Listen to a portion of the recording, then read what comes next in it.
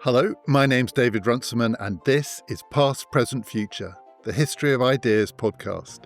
Today, in the History of Bad Ideas, I'm talking to Shannon Vallor, who on an earlier series was our guide to thinking about AI. And today, she is going to explain what is wrong with the increasingly common, increasingly pernicious idea that technology is value-free. Why does believing that do so much harm?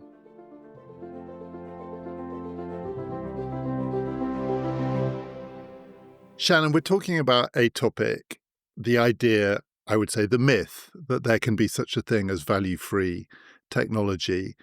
And I'm sure people who hear this will think, and they will be right to think, that the context for this is digital technology.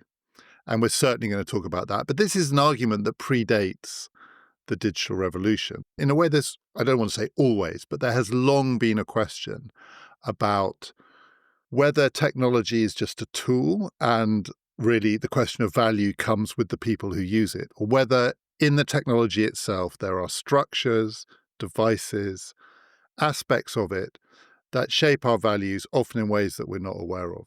So do you think of this question as almost quintessentially a digital technology question, or do you tend to think of it as a broader question about technology in all its forms? So I think it's definitely a broader question. And as you say, it's one that has been asked prior to the digital revolution.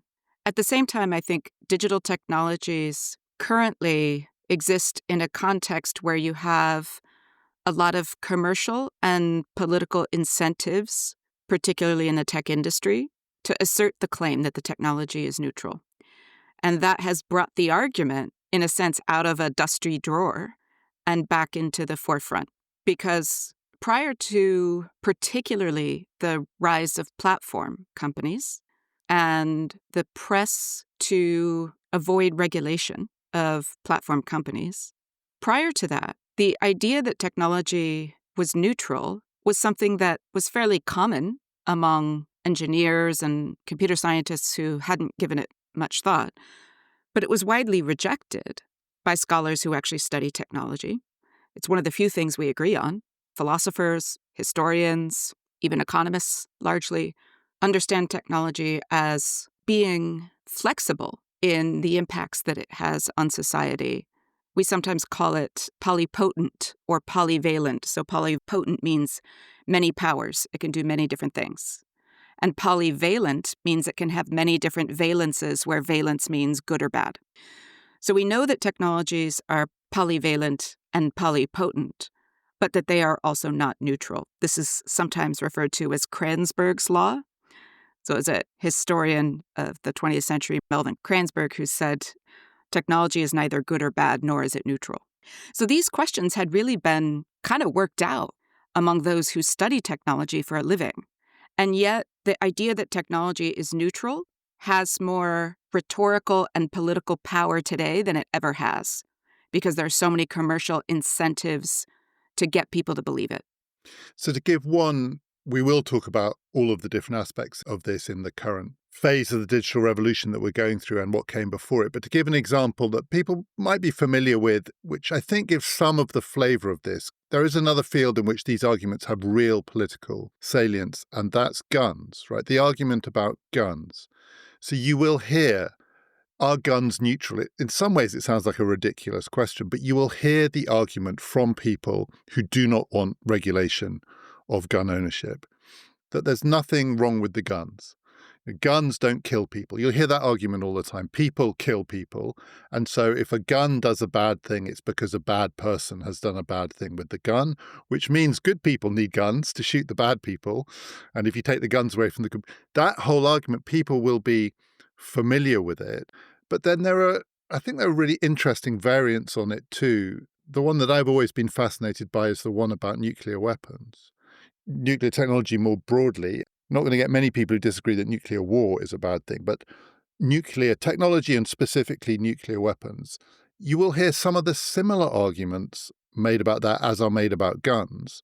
And yet at the same time, one of, I think, the strongest counter-arguments is, whatever you think about the question of how this technology might be used and the fact that there are huge risks associated, even just in the fact of its existence, once we entered a world that had nuclear weapons, it reshaped the values of our politics, not by being used, but simply by existing, because it concentrated power in the presidency. It created new structures of authority which were not subject to oversight, because the argument was you can't have democratic oversight of nuclear weapons because by the time you've had oversight, they'll have blown us up. And you could say that, I mean, I don't know if you think this is an argument that's analogous to some of the ones in relation to digital technology, but that in a way is in a pure form where you can have a technology that is not even used. It's been used twice and it has not been used since. But the politics we have now and the values in that politics, including the values of the imperial presidency, are a function of the mere existence of that technology. Exactly. And I think this reveals that there's really two ways in which technology can be non-neutral. And I think the confusion between these things sometimes makes the technology as neutral thesis look more viable than it is. So one way of understanding that technology is not neutral is to imagine that it always has the intentions of its designers built into it and the values of its designers. And when you look at something like nuclear technologies and nuclear weapons, I mean, one way of thinking about that is, well, obviously they're designed for mass destruction, so they can't be neutral. And yet, as you just described, even when they're not being used, they restructure our politics and our values, but in ways that weren't anticipated or explicitly chosen. So we have things that technologies do to us and with us that affect our values and the possibilities we can see in front of us, but those aren't always reducible to what the technology was explicitly designed by people for.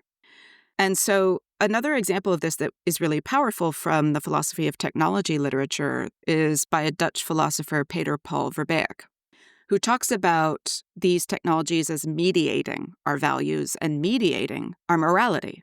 So he's pointing out that we don't just apply our morality to technologies. Our technologies shape our morality in ways that we don't always choose. And the example he gives is not an example of digital technologies, and it's not nuclear weapons. He gives the example of ultrasound and the way that the existence of ultrasound technologies created new moral choices that we didn't have before, new possibilities of valuing that we didn't have before, because we could see a fetus. And because we could also learn things about that fetus before the moment of birth that raised questions, for example, about if you have a fetus that is suffering from a genetic deformity such that it is essentially impossible that it will survive, do you abort that fetus? Right. But these were not choices we had to make before ultrasound technology arrived. And he's not trying to make a particular argument about, the morality of abortion here. What he's trying to say is that without ultrasound technologies, much of the morality that we have today around these issues, regardless of what your views on these things are, would not have been shaped in the way that it is. And yet this wasn't what ultrasound was for.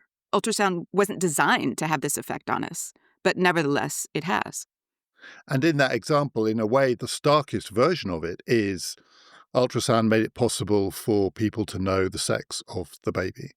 And we might think of ultrasound technology as being neutral in the sense that it simply provides information. But in many parts of the world, it is recognized that ultrasound machines are incredibly dangerous machines because they give parents in societies where there is a huge preference for male babies the option of aborting female babies. And the word for that is femicide. There is a view that one of the great crimes that is committed in the world is the absence of girl babies because their parents have chosen to abort them in the hope the next one will be a boy. And none of that was possible before ultrasound.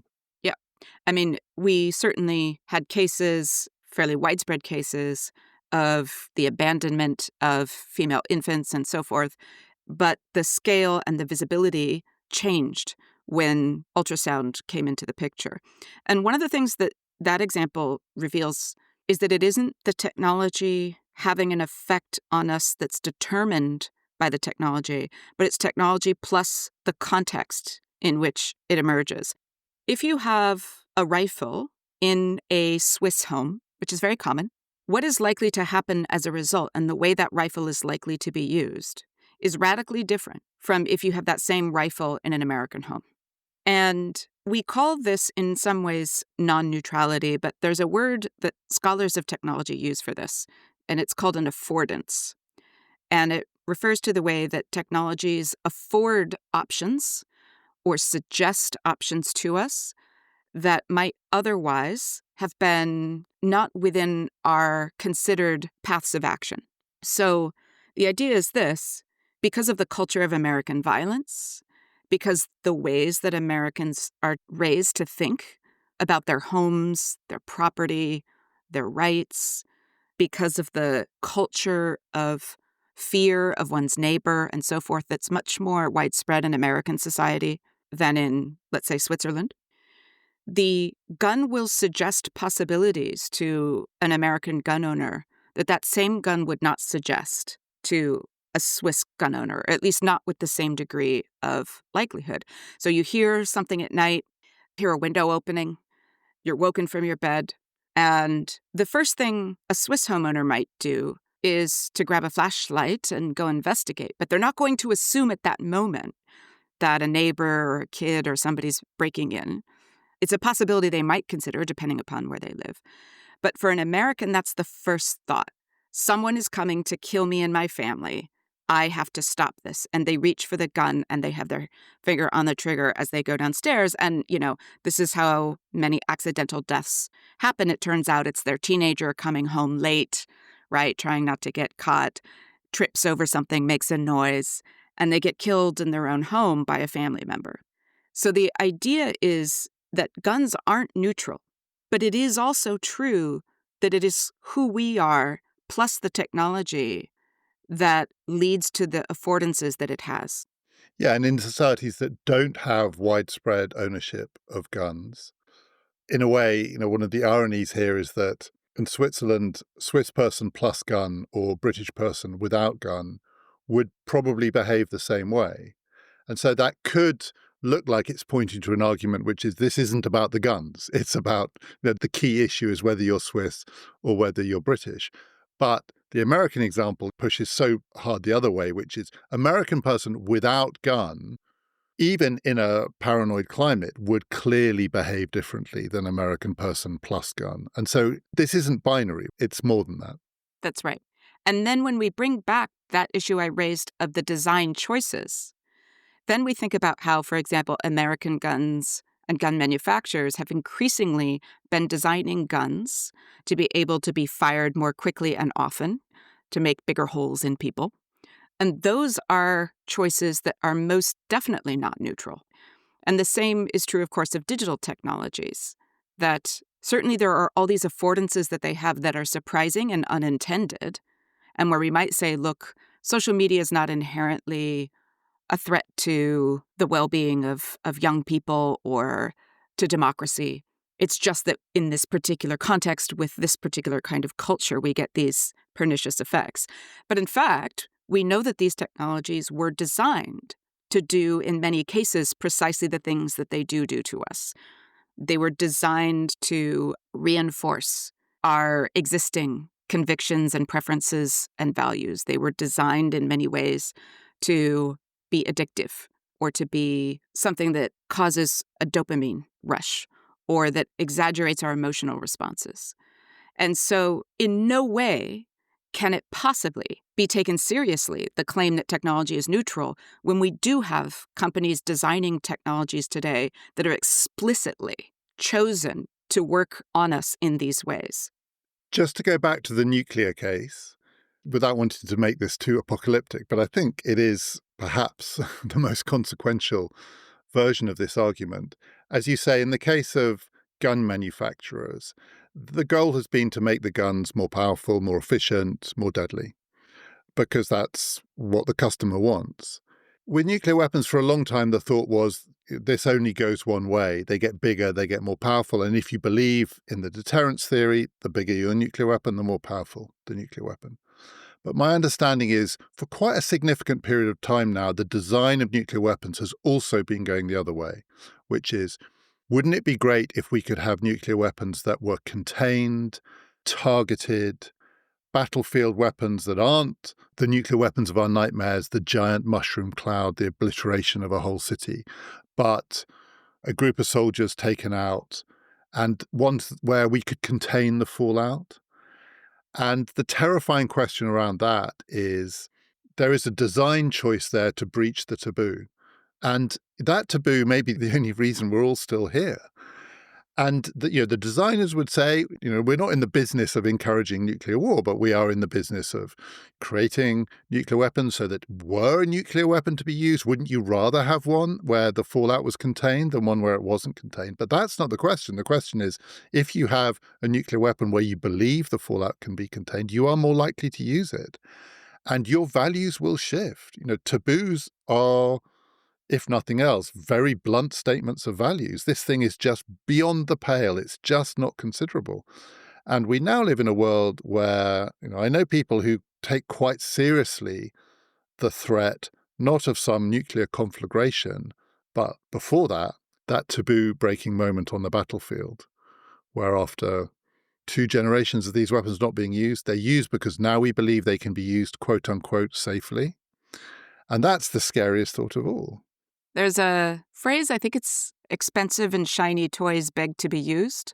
And there's another aspect of technology that we have come to see it as the only way that we make progress, which is objectively false, although it is one of the primary ways we make progress and arguably the most important, perhaps, in terms of material outcomes. But it's certainly not the only way that we make progress, and it doesn't guarantee progress. So just the fact that you've made a new thing that can do a new thing doesn't mean that the world gets better. We know that. And yet there is this cultural shift that's been happening over the last 50 to 70 years where we've stopped thinking about the other ways that society makes progress. And you hear politicians only talking about technological innovation as the path forward. And that increases the pressure to imagine ways for things to get used, even if formerly they were taboo or unthinkable. So the idea, right, of a tactical nuke should be an obscenity. And yet there's a cultural gradient of pressure that leads us towards these kinds of framings, and then the design choices that enable it. And I think we see similar things happening with artificial intelligence today. I found myself thinking when Trump bombed Iran, and he boasted, I believe he boasted, I don't want to put words into his mouth if I've read this somewhere and he didn't actually say it, but he boasted that the American bunker buster bombs were just one notch down from Hiroshima.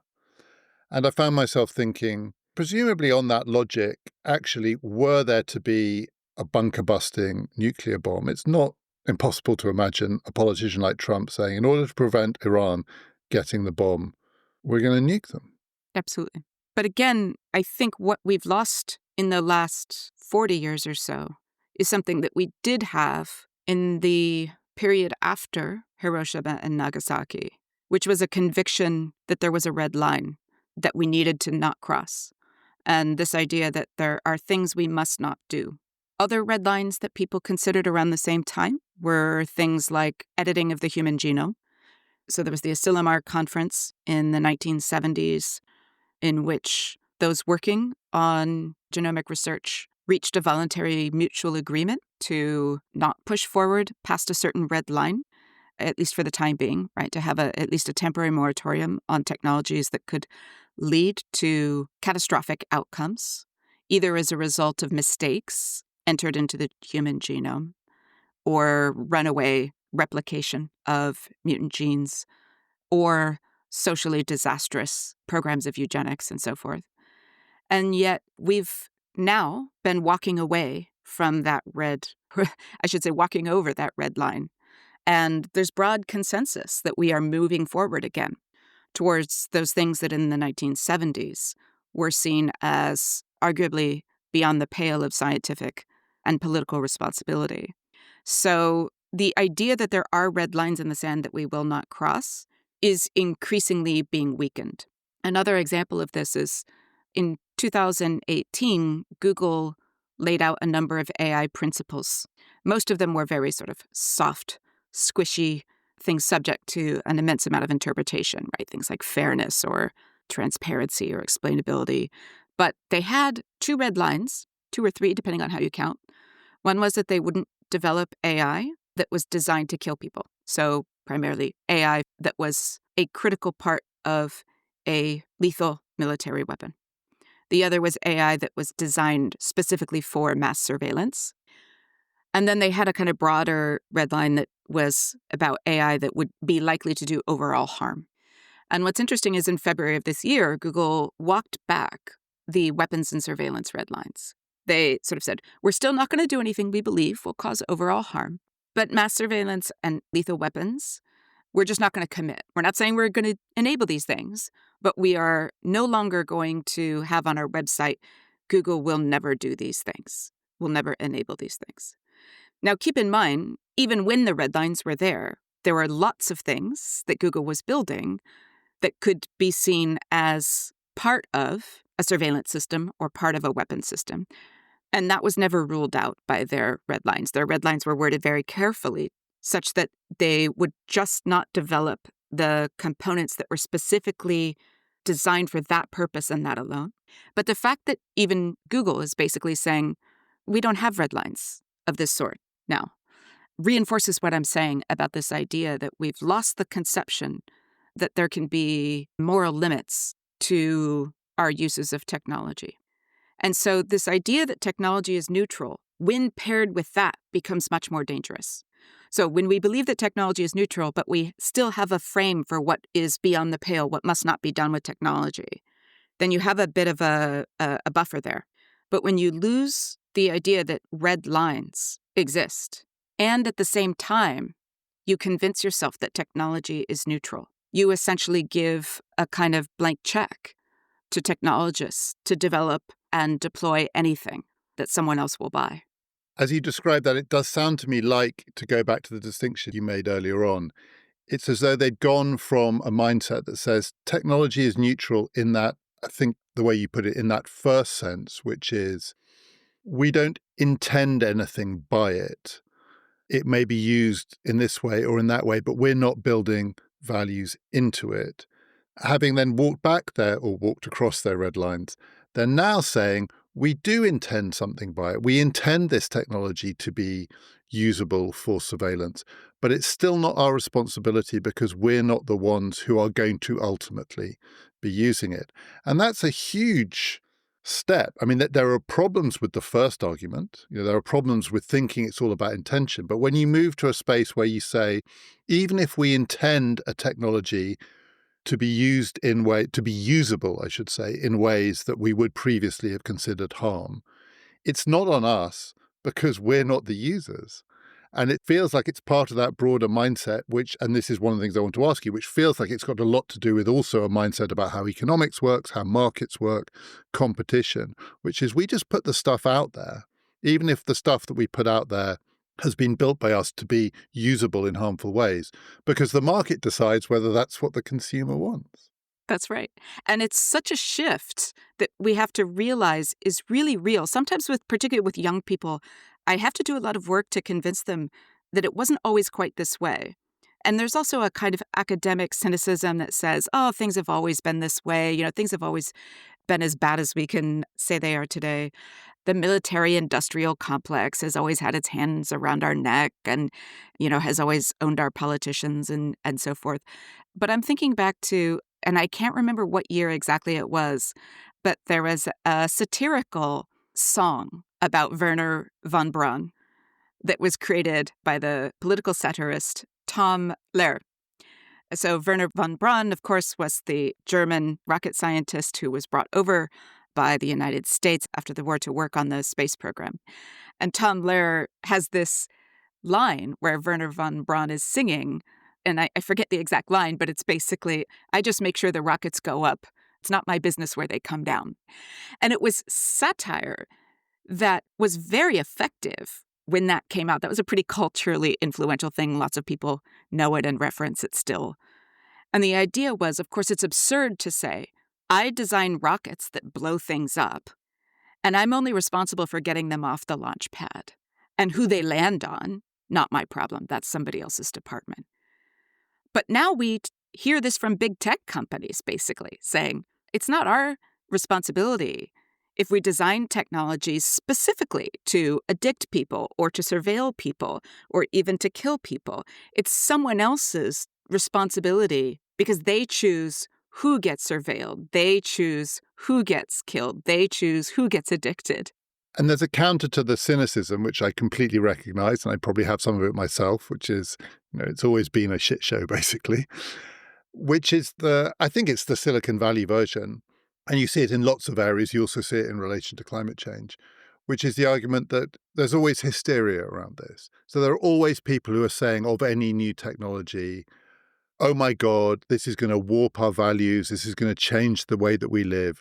And the example that's usually held up there is television. So we did an episode for this podcast with Helen Lewis about the movie Network. I think it was 1976. It's a great film and in many ways very prescient. It feels quite prescient about the internet age, but not particularly prescient about television in a slightly weird way, because the reason it feels prescient is the arguments that were being made about television look like they really have purchase now in relation to new technologies and their pervasiveness and the way that they are shaping and possibly even warping our values. But most of us, I would say including me, are pretty relaxed about television.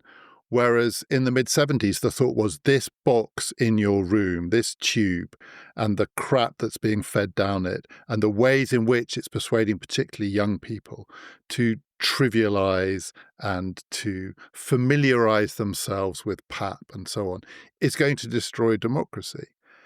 And it hasn't. Well, I say that, but actually, So this is an interesting question, right? One of the really interesting things is a lot of people say, oh, the internet is responsible for the, polarization that we see today. And of course, if you're an American, you remember the start of Fox News, which was television, right? And Fox News was actually only acting on a new market that had been created not by television, but by radio. And so in a way, I think you can't quite isolate the effects. The situation that we're in right now democratically perhaps would not have been possible without radio, television, and the internet all together working in these sorts of ways. And at that point, this again makes the neutrality argument look a bit more attractive because you say, aha, look, it isn't about the technology because all these different media channels have been exploited. It's about who's hijacking the technology for these purposes. So it's about the Murdochs and the big media barons that are taking these media channels in a particular direction. And yet, at the same time, when you look at, for example, internet technology, the way that it affects our attention and the way that it also physically isolates us from one another. So it's not very easy to crowd around a monitor the way it is to crowd around a television. There are aspects of the technologies themselves that amplify certain dynamics. So as much as TV was, in a way, something that had to get this process of polarization and misinformation and loss of faith in governance, television kind of got this going, and human agents had a lot to do with that. It was the capabilities of the internet that I think calcified that trend and amplified it at scale.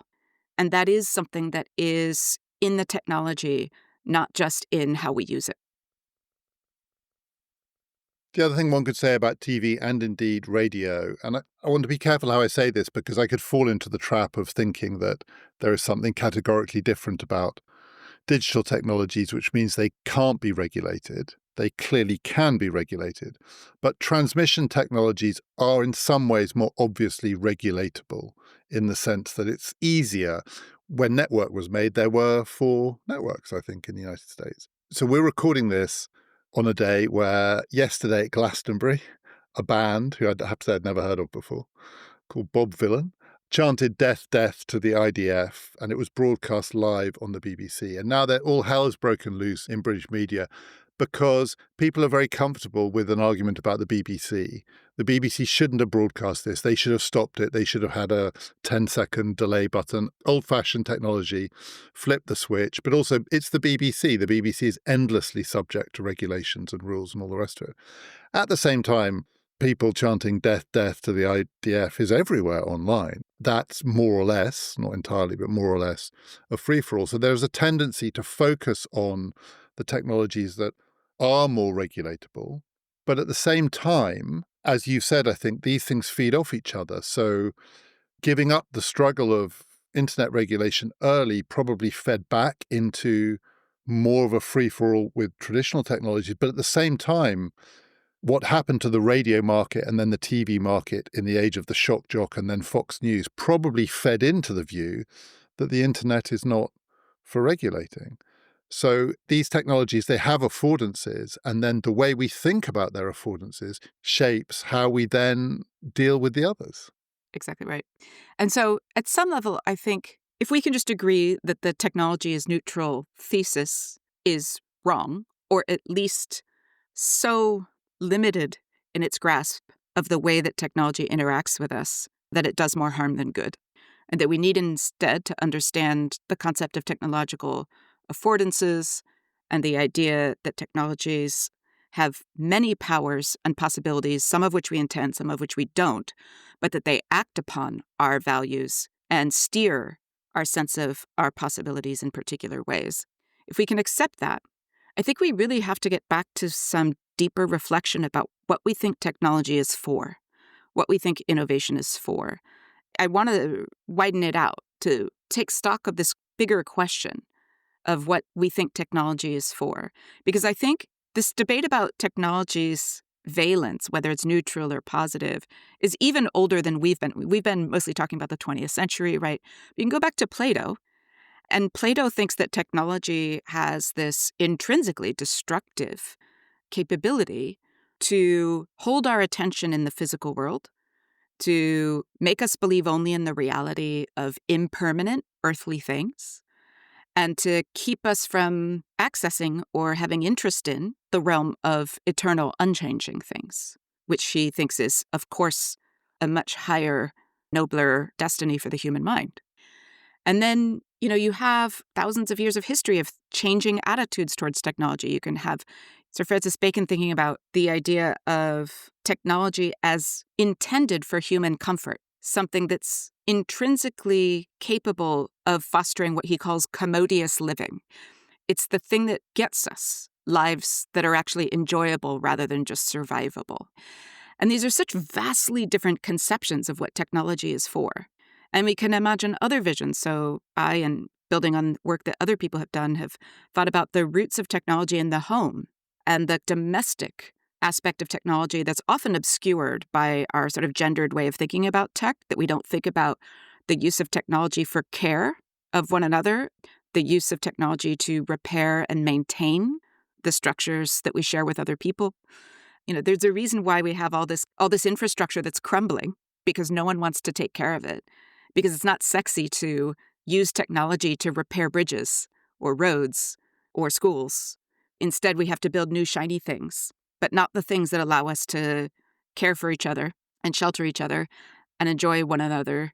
And so I think we need to kind of stop and pause and say, look, technology has become the cart driving the horse, the tail wagging the dog, whatever you want to call it. It's now the thing we look to tell us what we care about and what we value. We need to flip this back to a place where we understand that technology is not neutral and that we can shape its moral effect and social effect. And we can decide whether or not it becomes the thing that takes us to a future worth wanting or not.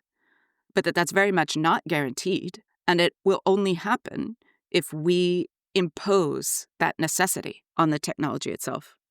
And if we were to impose that necessity, so we were to think about the values that we have and the affordances that are consistent with those values, and we were to look at technology as it's being built, designed, marketed, rolled out, sold, infiltrating our lives, all of that, where and when do we intervene in the process? Because you can think across the piece, and there's a plausible case in a way for all of it, from one end, almost at the marketing end, through at the other end, to actually this is a problem of capitalism, or it's not really about people in Silicon Valley designing apps for our phones that are intended to be addictive because their business model depends on the amount of time we spend on their platforms. But behind that is a system whose own affordances allow people to make billions by doing that. And that's because that system itself hasn't been properly imbued with our values. When you look at it, where do you think, well, first of all, where do you think most effectively we could intervene? But also then, where most urgently should we intervene? It's a great question. And I get asked that all the time, right? Because the answer, we have to fix capitalism, doesn't help. It might be true. It might be true, but it doesn't help. So here's where I think there are some low-hanging fruit, as it were, interventions that would require a change in political will to enable, but there's very little stopping them other than a lack of political will, which is largely a result of capture of political power by economic interests. But if you think about liability regimes and incentives, one of the obvious things we're seeing is that there is no financial penalty for companies building dangerous things anymore, or very little financial penalty. It's one that they can certainly afford to pay. There is in pharmaceutical. Exactly. No, I'm sorry. I'm speaking here of digital technologies and what people see as like frontier innovation. So you're right. We still have these older systems in, for example, aviation, although we haven't been enforcing that properly. And in part, it's because we're letting organizations like Boeing off the hook for failures that ought to have been much more costly to them. But we had a model where it was actually very costly to fail, and very costly to fail in a way that destroyed people's lives. So think about chatbots right now. There's a lot of evidence growing, not only that you've got cases where people have committed suicide or ended up institutionalized because they've suffered from a delusional state that has been aggravated tremendously by a chatbot addiction. But we know that the companies are unlikely at this point to suffer any meaningful consequences for that. And there's no incentive for them to design chatbots to be safer or put any constraints whatsoever on how chatbots will interact with people. It's just now the cost of doing business. But as you say, in pharmaceuticals, if a bunch of people die because there was a side effect of this technology that you didn't catch, that's a very costly mistake. So the first intervention is we need to be able to look at the liabilities and incentives we've created for companies and begin to make it costly to fail. And particularly, more so with technologies that aren't directly life-saving. It's incredibly perverse that the costs for failing in pharmaceuticals are higher in many ways than the costs for failing with a technology that people don't need in order to survive. That's not a life-saving technology. When you're dealing with technologies that might cure cancer, we can afford a little bit of risk, right? Or at least we ought to be willing to tolerate a little bit of risk. We do the best that we can, but we can't wait forever for new therapies to be released. And so a certain amount of risk can be justified. But when we're talking about chatbots aren't curing cancer, for God's sake, right? We can't just let them going around driving people off the deep end just because someone needs to be able to make money. Make it cost a lot to build something that drives vulnerable people off the deep end. So this is the first intervention, is to, again, to sort of get a grip on the incentives we've created in the innovation ecosystem, which have become completely detached from human well-being and social health. I don't know if you saw, there was an interview posted on the New York Times a couple of days ago with Peter Thiel, Ross Douthat talking to Peter Thiel. So where he's saying, actually what's gone wrong is we've completely lost our appetite for risk. It's part of an agenda that stretches in some ways from Peter Thiel through to Ezra Klein and the new abundance agenda. And the problem is we are an overregulated society. People like Ezra Klein are the new Francis Bacon's, sort of saying technology is the key to commodious living and we've just got to let it off the hook a bit. But it was interesting that the example Peter Thiel gave up front of that interview was Alzheimer's. If we're really going to get to grips with this, we should take more risks there. And in a way, there is a case for that. But when you hear it from someone like Peter Thiel, I don't think it's overly cynical to think that in many ways is a front for let us all off the hook. That's right, because it's never, the examples are always cherry-picked. So they'll always cherry-pick something like cancer or Alzheimer's and say, okay, this is something we need to be willing to take more risk to tackle. And very few people would disagree with that. But what they actually want is the regulations limiting the pollution from data centers to be stripped away. What they actually want is the regulations that will limit the environmental destruction from, SpaceX's activities in Texas to be monitored and mitigated. What they want is for the chatbots to be able to operate without any kind of fear of devastating commercial consequences for harm. What they want is for you to be able to use a hiring algorithm in a way that will discriminate in whatever way, frankly, you're willing to tolerate, by race, by gender, by age, and have you be free of any legal liability for that discrimination. And by the way, that's explicitly part of the Trump administration's latest moves, is to pull back the application of anti-discrimination law to algorithmic decision-making. So again, it's such a transparent strategy that they're talking about Alzheimer's, but what they're actually building are giant surveillance systems, not Alzheimer's cures. And that's the thing they want to make sure moves ahead without any headwinds whatsoever.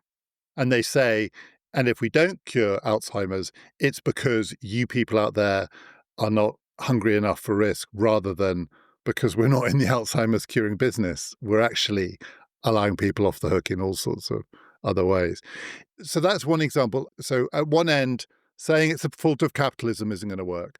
At the other end, much more upfront, there are things we can do. How far back would you be willing to go? How structural do you think this needs to get?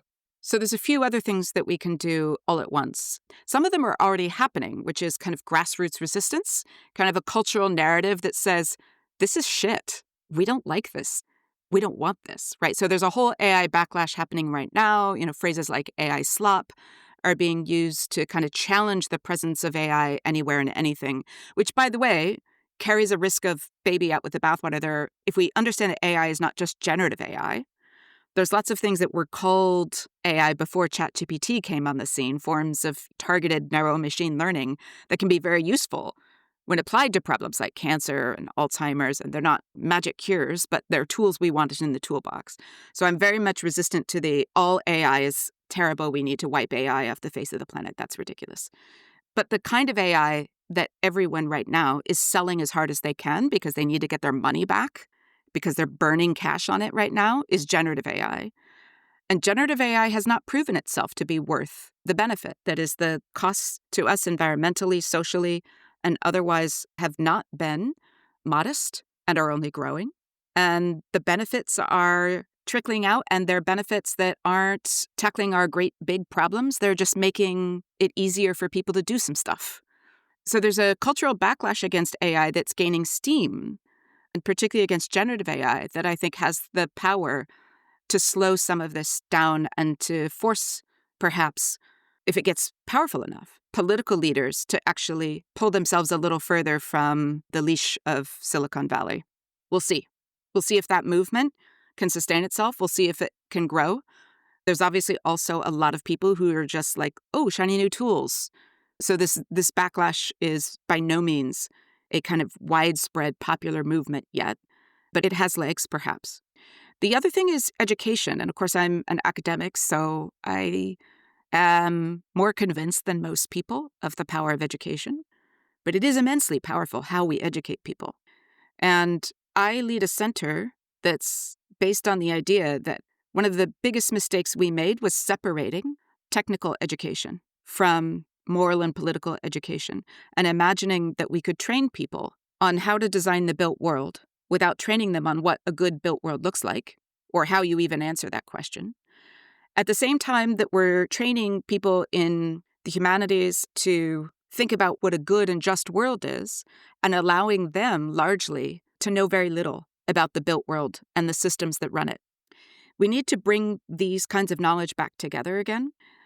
And one of the effects of that is that you could have leaders who, by the way, most people in politics are not engineers by training, not computer scientists or physicists or chemists. They're mostly people who studied philosophy, politics, and economics, right? Except it should be said in China, where the Politburo is mainly made up of engineers. So we have to, be careful what we wish for. But it wouldn't be that much better the other way around, because both forms of education are missing half of the whole. So we absolutely have to think about structural change to the way that we educate our children, what they learn, why they learn, what learning is for. AI is really threatening the traditional model of education. And most of the effects of that are very, very, very, very bad. But if there's any tiny silver lining there, it could be possibly an opportunity to say, We actually have to go back to the fundamentals of why we educate people at all and what education is good at doing. And one of the things that education is really good at doing is help people understand the structures of the world they live in and how those structures can be changed and improved. And we've sort of gotten away from that entirely. I want to suggest one more thing, and the things that you've been saying have been echoing in my mind around something that I've long thought about politics. So I don't want to say politics is just a technology, because it's not. And Plato and others would also concur with that. But you do hear versions of these arguments in relation to politics, in the sense I think most people would accept that democracy itself clearly is a value. Democracy is not value neutral. If you say I'm a small d Democrat or I believe in democracy, you're upholding a value. But at the same time, there seems to me like there's an assumption that the mechanics of democracy, voting systems, the sort of ways that we do it, the how, not the why of politics, is broadly neutral. People sort of think you get in politics the outcome that people put in. So here's this algorithm, it's our voting system. But the algorithm isn't shaping the outcome, really. If people are angry, anger will come out. If people don't like this government will be rejected. Whereas actually, I think the voting system itself, say, and its affordances massively shapes what people expect from politics, what they want from politics, what they think is possible from politics. America is partly the country it is because it has an electoral college. And you might say, but the Electoral College only reflects. But no, I think Britain is the country it is because of the way in which not just we value our politics, but we just do the nuts and bolts. And I use that phrase advisedly, literally the nuts and bolts of politics. You get the kind of politics we have. And yet we spend so little time thinking about designing political systems that would afford a wider range of political possibilities, including just people's belief that it could be different. What we do is we just spend all like with the technology companies who kind of say it's how you use it, it's not us, it's not our problem. We spend all our time kind of saying if only we would vote for different people, get people more committed, make them less apathetic, focusing on the users. We should spend more time focusing on the system. And if we did that, apart from anything else, we'd probably have a system which was better able to regulate other systems. Yeah, absolutely. Reflecting that view I just articulated, I think we actually need attention to both things at once. So, for example, if you look at the United States, there's long been a belief that we have the systematic design that will ideally insulate us against the collapse of democracy. And that's supposed to be the idea of checks and balances, the three branches of government, right? Well, what's become very clear is that if people lose the commitment to democratic integrity and values, those checks and balances just go away. People just start to realize, nothing happens if we violate the rule of law. And as long as we put the right people in the Supreme Court, they'll rubber stamp what we do, and we're good. And there's nothing that can stop that. There's nothing that can stop the corruption of even a well-designed system. So you have to look at people's civic capabilities, their virtues, and you have to pay attention to how those are being changed. But you absolutely have to pay attention to the systems too. So the example that I've been struck by recently, as have a lot of people been, is the New York City mayoral race and the role of ranked choice voting in the way that it played out. So a lot of people are focusing on the way that it allowed Lander and Mamdani to get on the same side and work for each other, rather than having it be a kind of system where all of the candidates have to disparage the other candidates. So it changed the tone of the political conversation, which also had an effect on voters, and I think brought a lot more voters out that normally are turned off by dynamics where that doesn't happen. But it also allowed voters to think differently about their choices, right? Because in a ranked choice system, you're not just asking the question, who's my guy or who's my woman? Who's the one that I identify with as a personality? But you're actually forcing people to think about which of these are acceptable choices and which of these are unacceptable choices and why. And why would I put this person ahead of this person, right? So it actually forces people to think in terms of reasons rather than just sort of reactive, slate voting, I'm voting for the Republican or I'm voting for the Democrat. So there's something about the structure changes the way that voters both think and behave in ways that can be more or less democratic depending upon what the structure affords. And you hear about that recent race in New York. On the one hand, people saying, look what you can do with a charismatic candidate. We've just published an episode in this series, History of Bad Ideas, about charisma, one of our bad ideas. Enough with the charisma. But also, you also hear people say, well, it's not going to work at a national level, which is probably true, but it's partly not going to work at a national level because the national system is not that system. Now, I'm not saying this is the result that we want. This is the kind of politics that's going to solve national problems. I have no idea if that's true, and I have my reasons for thinking it may not be true. But what this does show is you create in the system the possibility of different kind of thinking. And if nothing else, you expand people's belief that it is possible to do things differently. And that in itself, I think, is a win, even if there are lots of reasons for doubting that the outcome is going to deliver on what the person who has won has said they're going to deliver. But the way you framed it, which is this says more about a system of voting, a ranking system of voting, than it does about the candidates or the preferences or even the policies. It feels, a lot of people would say that's not the issue. The issue is not the ranking system. The issue is the people, surely. But actually, like where we started this conversation, if you think it's always just about the people and how they use the system, in the end, you get suboptimal choices.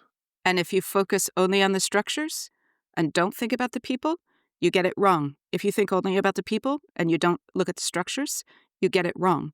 The only way to get it right is to understand what we call in academia socio-technical systems, which is in fact the way things are. I mean, my personal irritation is when I see the phrase technology and society. Makes me nuts. As if technology is one thing and society is another, and then we sometimes try to put them together. It's absurd on its face, and yet it's something that we say without even thinking about it. So it just shows, I think, how distorted our understanding of the way that technology works in the world has become, that we're capable of seeing technology and society as separate spheres. And in the same way, when we think about democracy, democracy is a technology, always has been. And scholars of politics and scholars of technology have often agreed about this, that democracy is a particular kind of technology for engineering particular kinds of outcomes that we want. Now, the mistake is to go from that all the way to a technocratic mindset, where, again, you forget about people, you forget about values, you forget about the way they think, about how culture shapes what they want and see as possible. You throw all of that out and you just think you just need to engineer the right kinds of decision architectures, and then democracy comes out the other end. It doesn't work like that, but there are a million technocrats that I know personally who believe firmly that that's what it's about. And the whole dream of the internet in the early part of this century was built upon this very naive conception that the internet was magic democracy sauce. Not because it would make people think more democratically, but because it was a structure that would link people up and link information up in the right kinds of ways. So it was that engineering mindset. We just put the right pieces together with the right connections and the right flows, and democracy comes out the other end. And we know very well now, we've learned very painfully, why that isn't true. But the swing in the other direction that then makes it a story all about values and how, as a society, we've lost our way, right? That is only a very partial part of the story. We have to be able to put these stories together.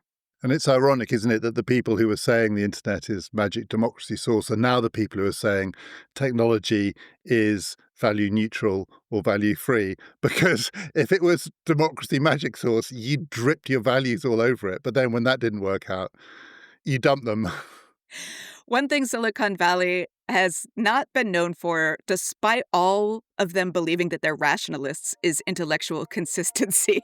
They are no strangers to an inconsistency, let's put it like that.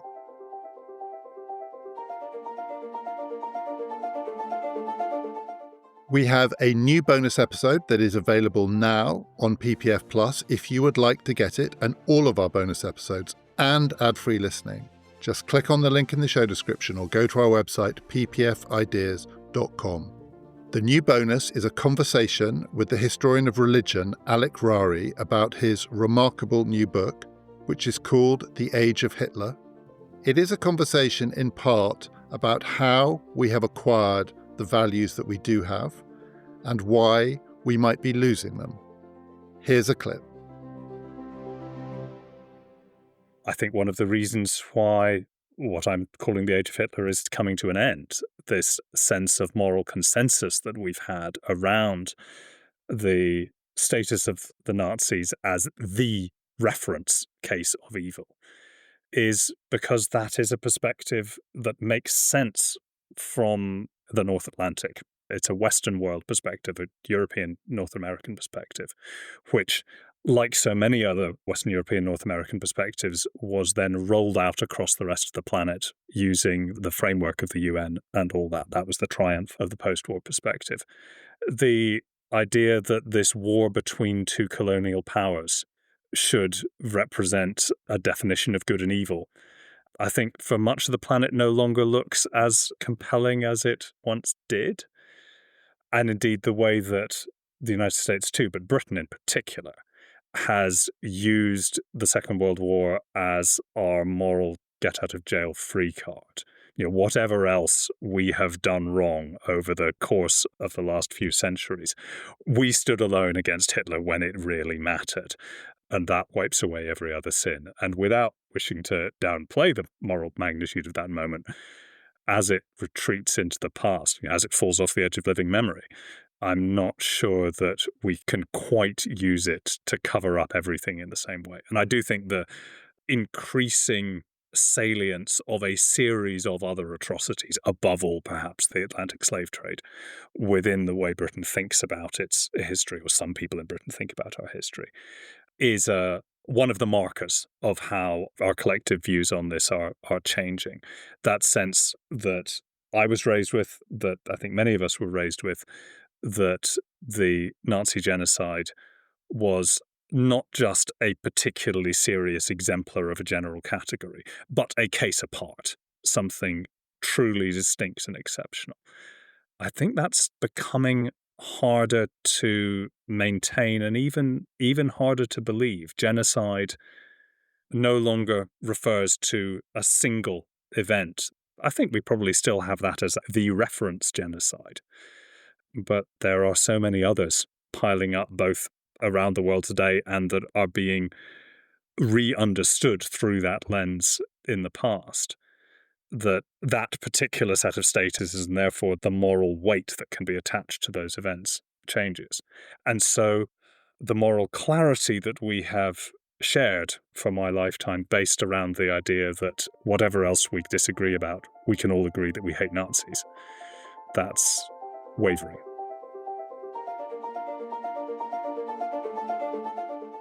Just go to our website, ppfideas.com, if you would like to hear that conversation. Also, if you would like to see all of the bonus episodes, more than a year's worth, that will be available for you as soon as you sign up to PPF Plus. £50 for the year, but £5 for a month. All those bonuses are available straight away.